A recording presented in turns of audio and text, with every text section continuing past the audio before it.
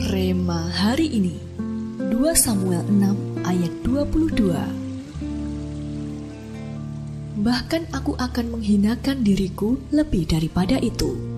Engkau akan memandang aku rendah, tetapi bersama-sama budak-budak perempuan yang kau katakan itu, bersama-sama merekalah aku mau dihormati.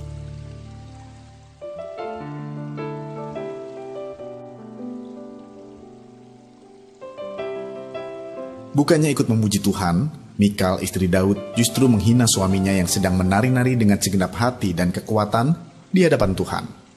Mikal yang lebih mengutamakan gengsi memandang rendah Daud.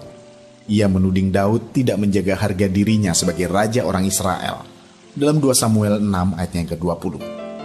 Sikap Daud yang membiarkan dirinya dihina oleh Mikal dan memilih untuk terus memuji Tuhan, mengubah hinaan itu menjadi korban pujian yang mendatangkan pembelaan ajaib dalam hidupnya. Alkitab pun mencatat, Mikal menjadi wanita mandul hingga akhir hidupnya.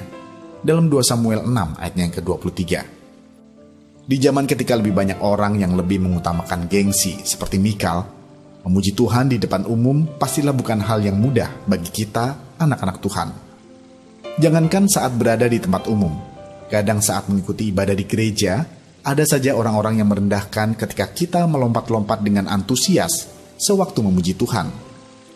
Situasi tersebut terkadang membuat kita menjadi canggung atau malu ketika hendak mengekspresikan diri saat memuji Tuhan. Padahal hal inilah yang menjadi kesukaan Tuhan ketika kita memujinya dengan segenap hati dan kekuatan kita. Sama seperti Daud yang memilih untuk terus memuji Tuhan sekalipun dihina. Marilah kita mengikuti teladan dari orang yang berkenan di hati Tuhan ini. Teruslah memuji Tuhan meskipun dalam penghinaan. Teruslah memuji Tuhan meskipun banyak yang menjauhi. Teruslah memuji Tuhan meskipun harus kehilangan sesuatu yang berharga. Percayalah, setiap pujian kita itu merupakan sacrificial praise di hadapan Tuhan yang akan mendatangkan mujizat penyembahan dalam hidup kita. Menurut Anda, mengapa kita harus terus memuji Tuhan meskipun kita dihina? Apa janji Tuhan buat kita bila kita terus menaikkan pujian sekalipun dalam penghinaan? Apa yang akan Anda lakukan bila ada yang menghina saat Anda memuji Tuhan di depan umum?